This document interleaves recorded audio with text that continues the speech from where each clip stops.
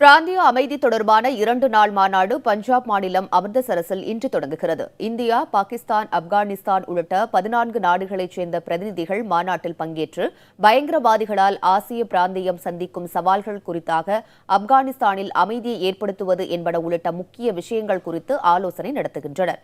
பாகிஸ்தான் சார்பாக வெளியுறவு விவகாரங்களுக்கான ஆலோசகர் சர்தாத் அஜீஸ் மாநாட்டில் பங்கேற்கிறார். உரி தாக்குதலுக்கு பிறகு பாகிஸ்தானைச் சேர்ந்த உயர் அதிகாரி ஒருவர் இந்தியாவிற்கு வருவது இதுவே முதன்முறை. இன்றைய கூட்டத்தில் இந்தியா சார்பில் நிதித்துறை அமைச்சர் அருண் ஜேட்லி தலைமையிலான குழு பங்கேற்கிறது.